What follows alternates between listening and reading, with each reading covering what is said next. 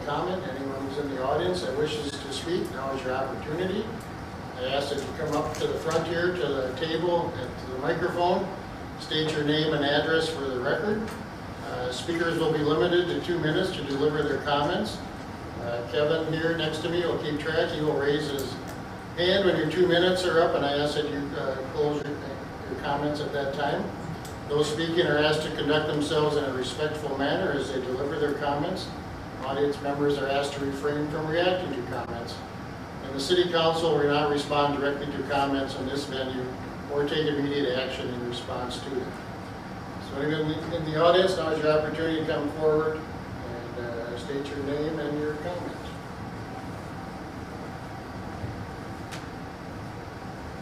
Yes, sir.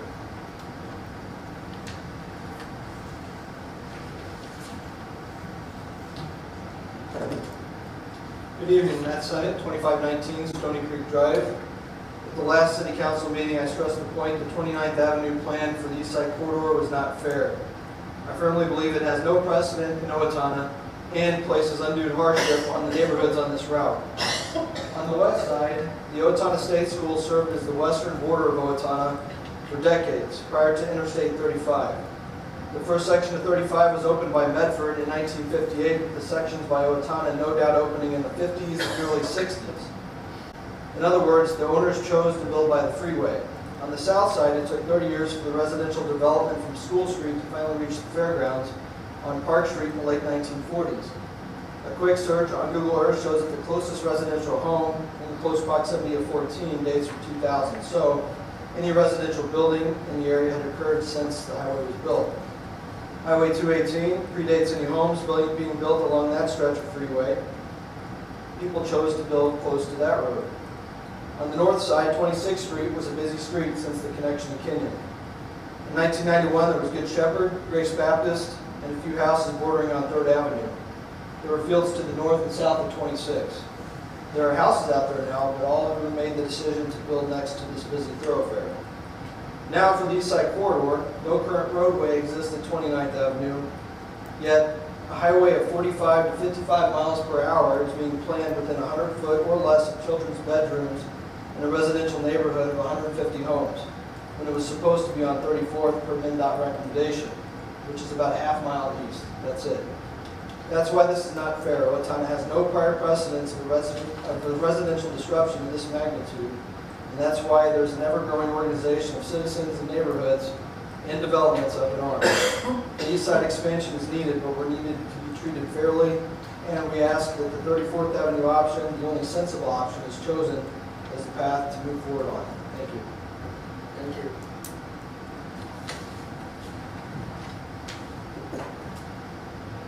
Anyone else wish to speak this evening?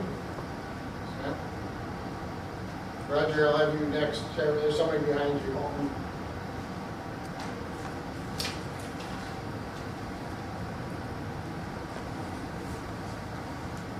Melissa Zimmerman, 2525 Stony Creek Drive.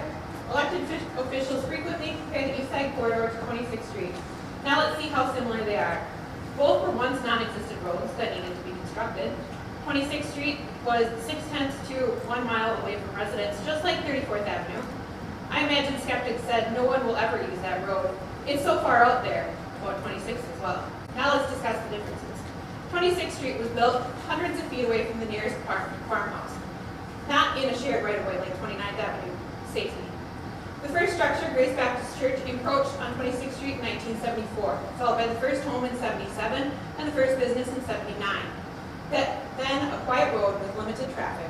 34th Avenue may face similar scenario with limited usage initially, but look at 26th Street today. Even in 1991, 26th Street only had 3 houses, a church, and 1 small business, demonstrating the city's forward-thinking approach, avoiding significant residential encroachment while facilitating connectivity to major thoroughfares like I-35. The first subdivision to the north of 26th Street emerged 20 years after the first structure, gradually encroaching on the road from the north. By 2003, subdivisions were expanding with the last desirable lots adjacent to 26th Street. You can see the town grow over the last 50 years. This proactive planning is crucial for gradual planned growth, emphasizing the importance of forethought. Contrary to 26, streets, well-thought-out development, today's significant traffic. 29th Avenue represents a more impulsive and short-sighted approach, ignoring residents' input for the last 30 years. 26th Street has planned to meet today's needs. 50 years of encroachment. 29th Avenue is building to the past in a space the city already used. 29th and 26th are not the same. MnDOT is explicit. Encroachment on residents is dangerous and must be avoided. 29th Avenue was 26th Street 30 years ago, but today the landscape has changed and the opportunity was missed. 34th Avenue and 26th Street are nearly identical. Hurry before we lose the opportunity again. Protect the residents. Thank you.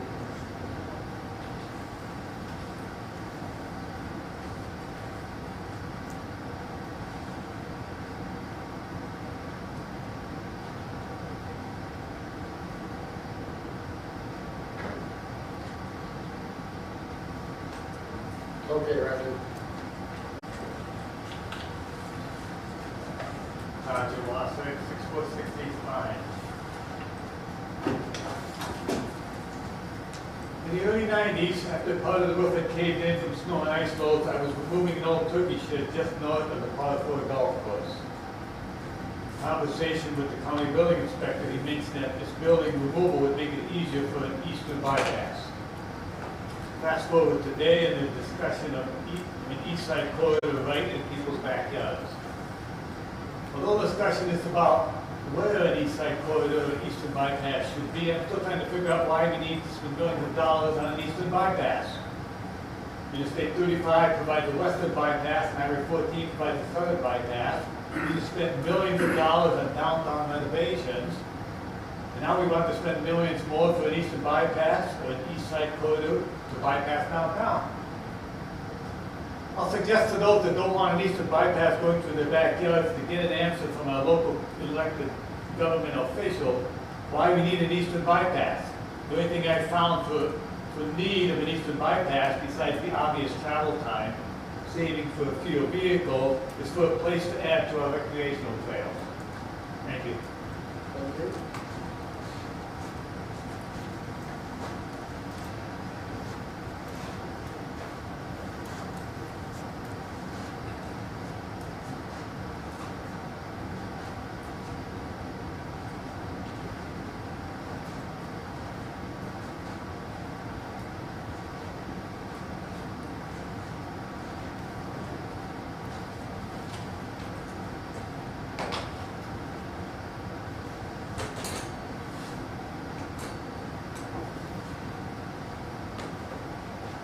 Good evening, Gary Jones, 995 Ridge Road.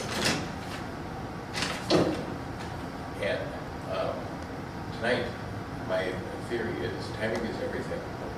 Well, in the case of the archery hunt, timing is kind of one of the main problems.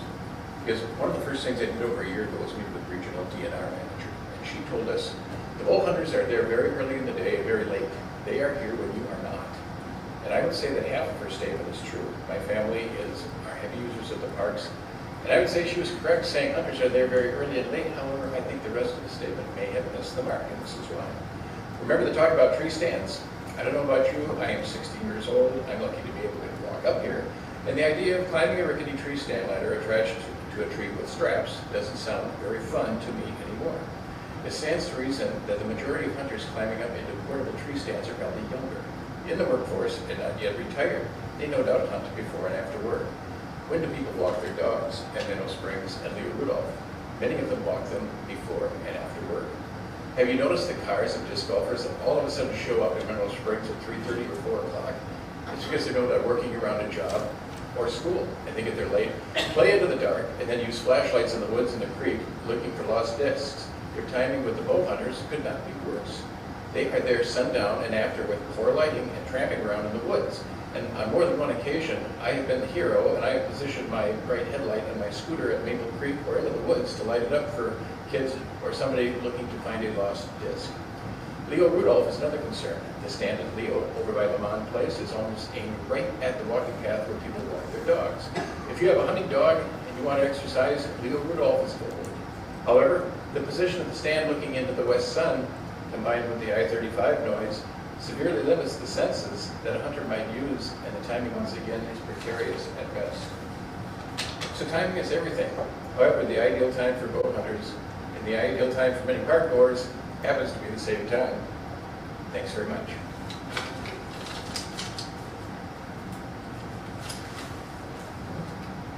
Does anyone else in the audience wish to speak this evening?